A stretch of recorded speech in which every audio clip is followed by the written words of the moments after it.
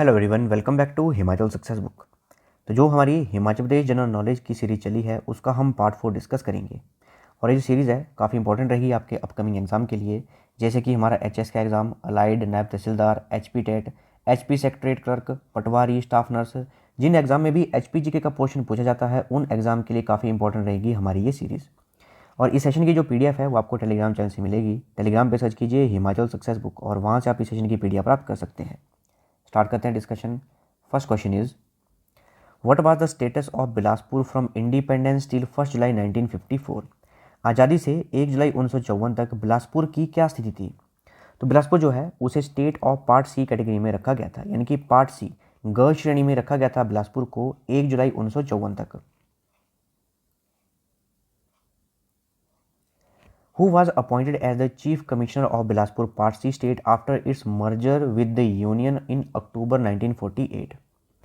अक्टूबर 1948 में भारतीय संघ में विलय के बाद बिलासपुर भाग राज्य का मुख्य आयुक्त किसे नियुक्त किया गया था? तो जब बिलासपुर को भारत में विलय किया गया था तो उसे सी कैटेगरी में स्टेट में रखा गया था, ग श्रेणी में इसे रखा गया था। तो उस समय जो पहला इसका चीफ कमिश्नर बनाया गया था वो राजा आनंद चंद को बनाया गया था। तो 12 अक्टूबर 1948 को बिलासपुर का जो आखिरी शासक थे उन्हें ही पहला मुख्य आयुक्त यानी कि फर्स्ट चीफ कमिश्नर बनाया गया था, और वो थे राजा आनंद चंद। आनंद चंद जो थे वो महात्मा गांधी के शिष्य थे। काफ़ी बार एग्जाम में ये क्वेश्चन पूछा गया है कि आनंद चंद जो थे वो किसके शिष्य थे? वो महात्मा गांधी के शिष्य थे। और आनंद चंद बिलासपुर को भारत में विलय का विरोध करते थे। वो चाहते थे कि बिलासपुर जो है वो इंडिपेंडेंट कंट्री बने, एक अपना स्वतंत्र अस्तित्व रखे। बिलासपुर को 9 अक्टूबर 1948 को ग श्रेणी यानी कि पार्ट सी कैटेगरी में रखा गया था, और 12 अक्टूबर 1948 को आनंद चंद को बिलासपुर का पहला मुख्य आयुक्त यानी कि चीफ कमिश्नर बनाया गया था। First chief commissioner Raja Anand चंद ही थे बिलासपुर के। और 1 जुलाई 1954 को बिलासपुर का हिमाचल प्रदेश में विलय कर दिया गया और ये 5वां जिला बना हिमाचल प्रदेश का। और उसके बाद राजा आनंद चंद लोकसभा में निर्विरोध चुने गए थे।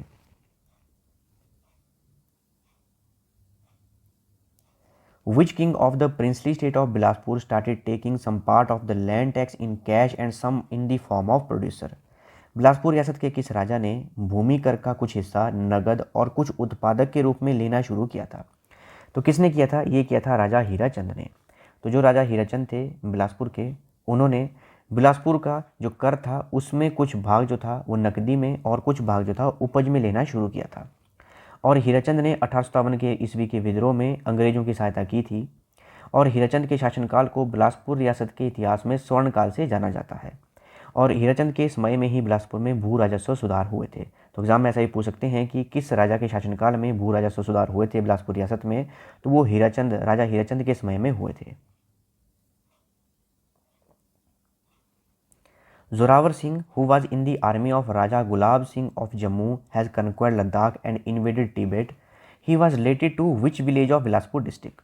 जोरावर सिंह जो जम्मू के राजा गुलाब सिंह की सेना में थे और उन्होंने लद्दाख पर विजय प्राप्त की और तिब्बत पर आक्रमण भी किया था, वह बिलासपुर जिले के किस गांव से थे? तो किस गांव से थे बिलासपुर जिले के? ये भद्रोह गांव के रहने वाले थे बिलासपुर जिले के। तो जोरावर सिंह कहलोरिया 1786 से लेकर 1841 तक ये भारत के महान सेनानायक रहे थे। उन्होंने लद्दाख, तिब्बत, बलूचिस्तान, कुर्द इन आदि क्षेत्रों को जीता था और इन्हें भारत का नेपोलियन भी कहा जाता था। और इनका जन्म हिमाचल प्रदेश के कहलूर रियासत के बिलासपुर में भद्रोह गांव में हुआ था और एक डोगरा राजपूत परिवार में इनका जन्म हुआ था। Which one of the following kings of Bilaspur forced the subjects to leave the kingdom due to his tyrannical rule? Bilaspur के निम्नलिखित में से किस राजा को प्रजा ने अत्याचारी शासन के कारण राज्य छोड़ने के लिए मजबूर किया था? तो किस राजा को मजबूर किया था प्रजा ने शासन छोड़ने के लिए? तो वो थे राजा मेघचंद। तो बिलासपुर के राजा मेघचंद को प्रजा ने उसके अत्याचारी शासन के कारण उसे रियासत छोड़ने पर मजबूर कर दिया था। और उसके बाद मेघचंद ने कुल्लू रियासत में शरण ली थी और इल्तुतमिश की सहायता से उन्होंने पुनः अपनी गद्दी प्राप्त की थी। In which year was the capital of princely state of Bilaspur shifted from Kot Kahlur to Bilaspur? Bilaspur रियासत की राजधानी को कोट कहलूर से बिलासपुर में किस वर्ष स्थानांतरित किया गया था? किस वर्ष किया गया था? ये 1654 यानी कि 1654 में किया गया था। तो दीप चंदेल इन्होंने 1654 में कोट कहलूर से राजधानी बिलासपुर स्थानांतरित की थी।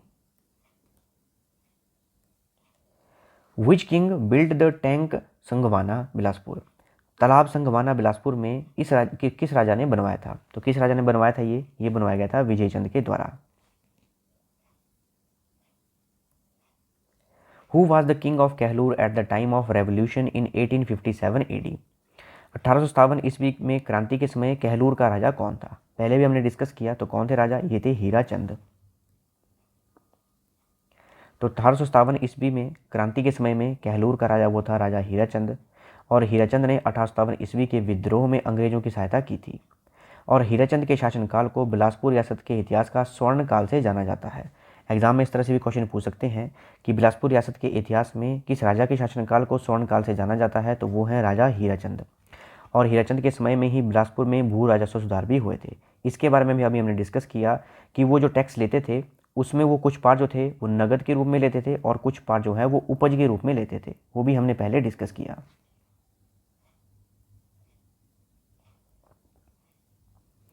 How much land revenue was collected as a part of the crop in the princely state of Bilaspur till 1863?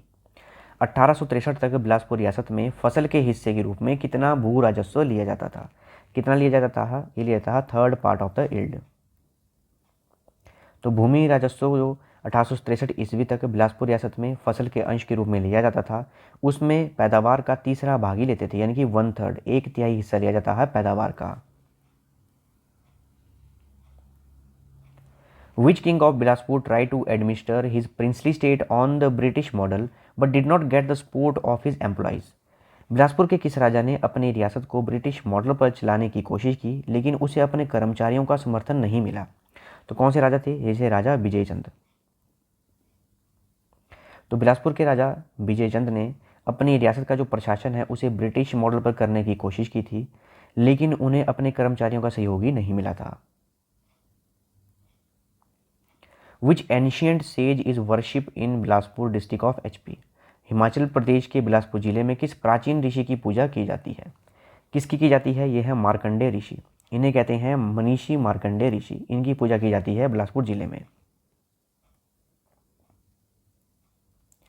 When Raja Khadagchand of the princely state of Bilaspur died childless, who was made the king? जब बिलासपुर रियासत के राजा खड़गचंद निसंतान मर गए तो राजा किसे बनाया गया था? किसे बनाया गया था? ये बनाया गया था मियाँ जंगी को। तो बिलासपुर, जिसे पहले कहलूर के नाम से जानते थे, इस रियासत के राजा खड़गचंद की मृत्यु के बाद बिलासपुर का राजा मियाँ जंगी को बनाया गया था। और खड़गचंद की मृत्यु के बाद उत्तराधिकारी के लिए काफ़ी संघर्ष हुआ था, और खड़गचंद के शासनकाल को बिलासपुर रियासत के इतिहास में काला युग के नाम से जाना जाता है। अभी हमने ये भी डिस्कस किया था कि स्वर्ण काल जो है बिलासपुर रियासत का किस राजा के शासनकाल को जाना जाता है। इसका आंसर जो है कमेंट बॉक्स में दीजिएगा। अभी हमने डिस्कस किया कुछ क्वेश्चन पहले, और अगर काला युग कहा जाए तो वो कहा जाता है खड़गचंद के शासनकाल को। What was the ruler of the princely state of Bilaspur planning to do when the British left India in 1947? 1947 में अंग्रेजों के भारत छोड़ने पर बिलासपुर रियासत के शासक क्या करने की योजना बना रहे थे? तो क्या चाहते थे ये? सबसे पहले क्वेश्चन में डिस्कस किया था हमने ये किया था कि वो एक इंडिपेंडेंट कंट्री बनाना चाहते थे बिलासपुर को, declaring Bilaspur as an independent country. तो सन 1947 में अंग्रेजों के भारत छोड़ने पर बिलासपुर रियासत के शासक बिलासपुर को एक स्वतंत्र देश घोषित करने की योजना बना रहे थे। In 1900 AD, who built the famous रंग महल of Bilaspur which is submerged in Govind Sagar?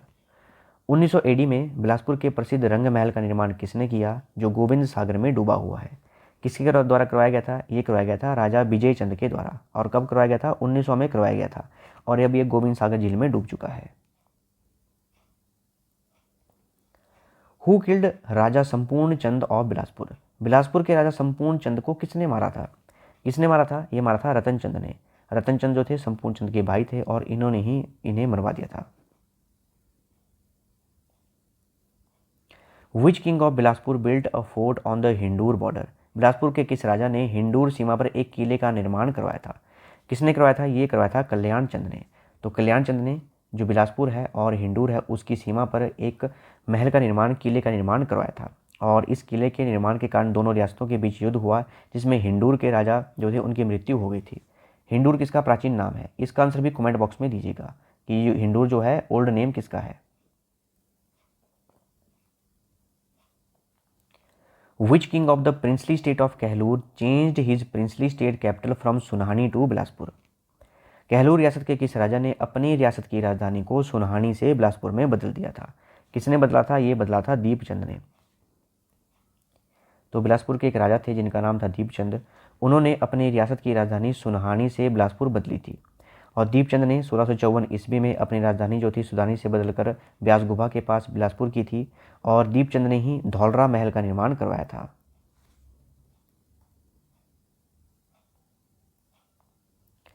Around 1883 AD, the Junga movement, in which some farmers had self-immolated, took place in which princely state?